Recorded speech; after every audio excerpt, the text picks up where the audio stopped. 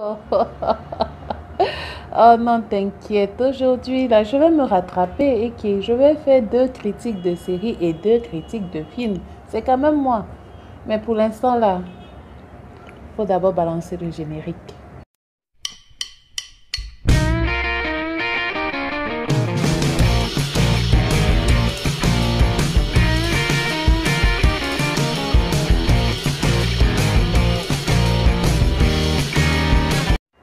Hey guys, comment allez-vous? Moi, ça va quand même super bien. Je me sens mieux. Ma voix est revenue et j'ai promis de ne plus trop abuser sur ma voix. Ok?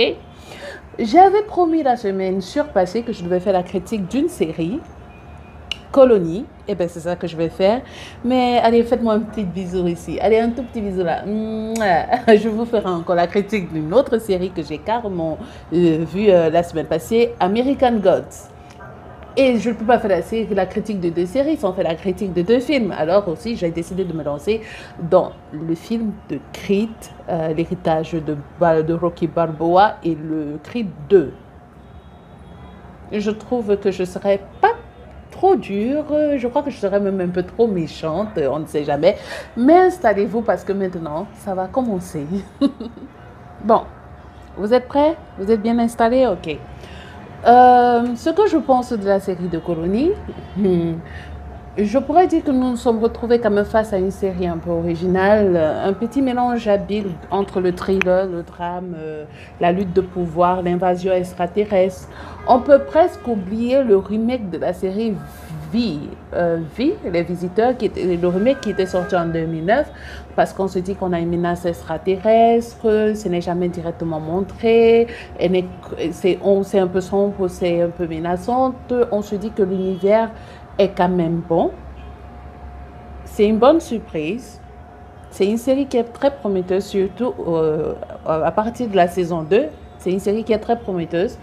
Et ce mélange de science-fiction et résistance, ça captive rapidement. On ne s'ennuie pas dès les premières minutes de la série, mais je me trouve qu'ils se sont un peu trop limités. Je me dis que d'une part, on aurait pu aller un peu plus, on aurait pu explorer plusieurs alternatives historiques. Bon, je peux me tromper un peu à la Grinch, je ne sais pas si vous vous rappelez de la série Grinch, mais on aurait pu exploiter ou explorer d'autres intrigues scénaristiques et pourquoi pas historiques, quoi.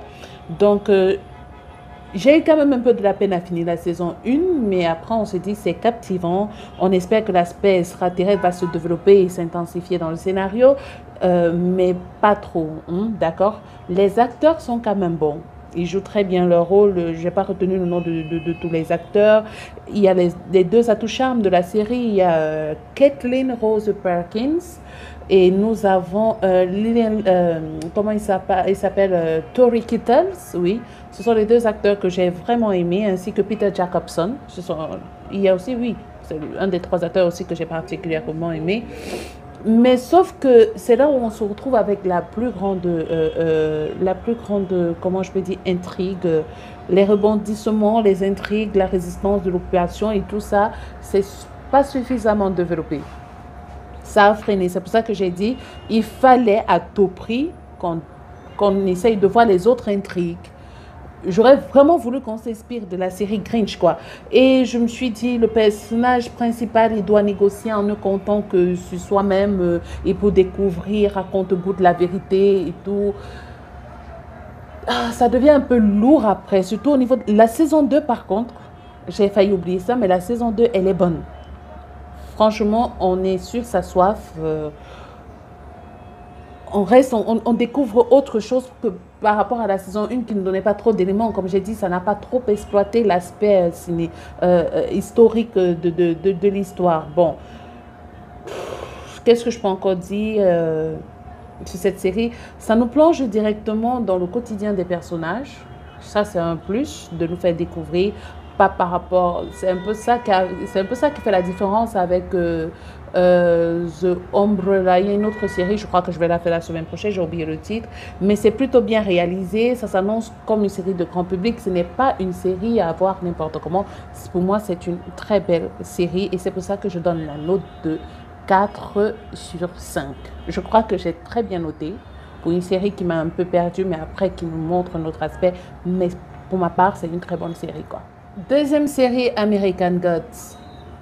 Oh non, ça c'est de la série pour moi, ça c'est de la série. En fait, c'est quoi le synopsis? C'est un homme qui sort de prison, qui rencontre un vieil escroc, qui l'embauche comme garde du corps et l'entraîne dans un long périple à travers les États-Unis. Vous voyez, un road trip, quoi. Et à la fin, il découvre que c'est un dieu nordique, mais le fond de l'histoire réside dans le fait que c'est une guerre entre les nouveaux dieux et les anciens dieux. Alors, et les nouveaux dieux, ce sont les médias, les réseaux sociaux, la nouvelle technologie. Les anciens dieux, c'est nos croyances ancestrales. Pour moi, et j'ai tellement kiffé ça. Je me suis dit, ça fait partie des films qu'on ne va pas comprendre, comme The OA, comme Westworld. Mais c'est une série qu'on comprend dès le premier épisode. On rencontre de très bons acteurs tels que Ricky Whittles, Ian McShane, Emily Browning et Crispin Glover dans le rôle de Monsieur Monde. Je peux vous assurer que c'est une série, franchement, qui est sombre, qui est très sombre. Elle est pesante pour beaucoup parce que là, on retrouve tellement d'aspects, c'est-à-dire le sexe, le sang, les croyances. Soit si vous êtes vraiment chrétien, n'allez pas regarder la série, mais si vous avez des petits doutes, allez un peu regarder. Je ne dis pas forcément que vous ayez des doutes, mais si vous êtes déjà aventurier dans les croyances, allez un peu de ce côté. Pour moi, elle est tellement particulière. Au début, je me suis dit, je regarde un seul épisode à cause du beau gosse qui est à l'intérieur. Mais après, au fur et à mesure, vous regardez la suite parce que vous vous demandez qu'est-ce qui va se passer dans l'épisode suivant. Et après, on se retrouve au 8e épisode, dernier épisode de la saison 1, un final. Et après, bam, deuxième saison, premier épisode, il vous balance un aspect grandiose des dieux, de nos enfances, quoi. On se dit que franchement, je sais pas, je sais pas comment je peux dire. Le bouquin, il est sorti il y a 15 ans, je ne l'avais pas lu, mais j'ai cherché le livre et je me suis dit, voilà une série qui capte très bien l'aspect du roman. On se dit, il ne faut pas lâcher. Elle est mystérieuse, elle est très originale.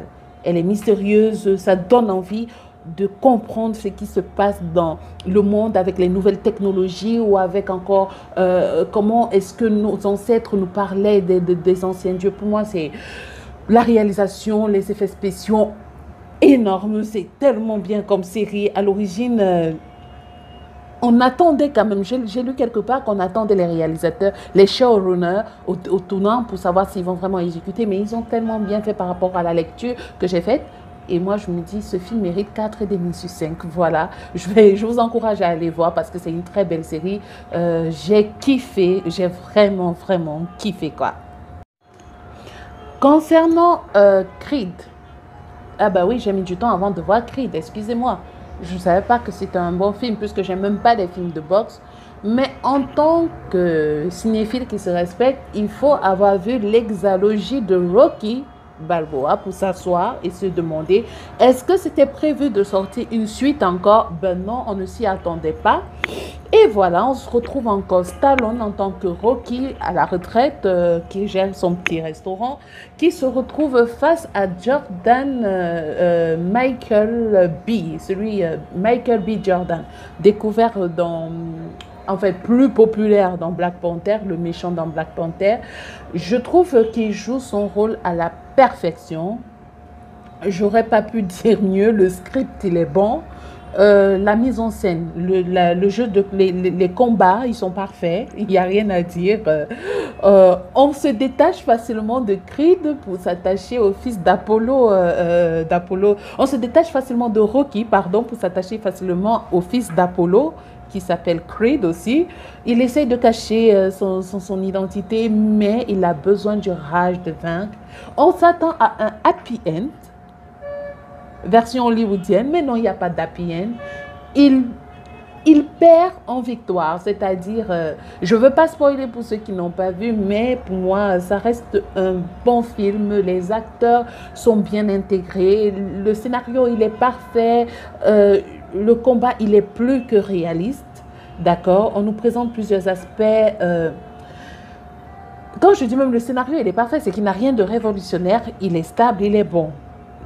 Mais c'est pas ce qu'on demande dans le film. Ce qu'on demande dans le film, c'est la tension, c'est les coups de poing. Ben ouais, on donne des petits coups de poing là, comme ça, c'est beau, c'est vraiment réussi. Moi, particulièrement, j'ai aimé. C'est pour ça que je pourrais donner une petite note de 4,2 sur 5. Parce que je me suis dit, je ne sais pas ce qui m'attend aux deux. Donc, j'attaque directement la critique de Creed 2. Alors, Creed 2, pour moi, c'est le film qu'on attendait. Ok, d'accord, on voulait revoir Apollo, ce qu'il est devenu. Oui, il devient champion du monde. Il découvre qu'il sera papa. Et puis, on se dit, ce film méritait son Oscar quand même. Ce film méritait un Oscar. Franchement, ça n'a qu'une petite nomination, mais bon, ça méritait. Et pourtant, le miracle a lieu. On revoit nos anciens acteurs. Si vous vous rappelez du grand costaud dans les anciens films, franchement, c'est à l'époque, il me faisait déjà peur, le méchant. Enfin, pas le méchant, mais le concurrent de Stallone et qui prend son fils pour être le concurrent de Creed. Alors moi, je me suis dit, est-ce que ça va être réel? Mais non, la boxe a des gestes magnifiques. On a Victor, on a Adonis, on a Rocky, on a Ivan. Tous sont un peu plus forts. On a cet aspect humain avec la naissance de l'enfant de Creed. On a Tessa Thompson qu'on va retrouver dans Men in Black avec Chris Hemsworth qui joue la Valkyrie de Thor Ragnarok, qui joue très bien son rôle. Elle amène un côté mélancolique, humain avec sa paralysie. On a le côté psychologique qui joue sur le fils de Victor. On a, je ne peux pas vous assurer, la bande originale, c'est particulièrement magnifique. Voilà ce que j'appelle faire un film, une suite de films et de continuer dans le bon sens. Pour moi, c'est... On sait ce qu'on va voir. On retrouve Rocky 3 et Rocky 4. Là-dedans, on retrouve ce mystère, on retrouve cette ambiance magique. On se dit, waouh! Je ne veux pas parler des effets spéciaux parce que ça avait l'air plus réel pour moi. Mais comme j'ai dit, ce qui rend encore le film, le Creed 2 plus passionnant, c'est l'aspect humain, psychologique qui se joue sur les deux acteurs. C'est-à-dire, on essaie de vous ramener à une réalité très certaine. C'est sensationnel, c'est émouvant. Comment je pourrais encore dire? C'est pas une coquille vide, c'est pas une histoire simplement classique, c'est une histoire humaine. Alors, je pense que ceux qui n'ont pas vu le film, ils ont intérêt à y voir. Allez voir ce film. Le Creed 1 et le Creed 2, c'est magique, c'est magnifique. Et c'est pour ça aussi que pour le Creed 2, je donne une note de 4,2. Bah oui. Même si c'est la même note, c'est un très bon film. Alors, on se retrouve jeudi pour un épisode de Été des âges. N'oubliez pas de vous abonner. Abonnez-vous. Cliquez sur la cloche de notification pour recevoir les annonces quand une vidéo sort. Et aussi, lâchez un commentaire, likez et surtout, partagez. On se retrouve bientôt, les gars. Et je vous souhaite un bon début de semaine. Et ciao, sayonara.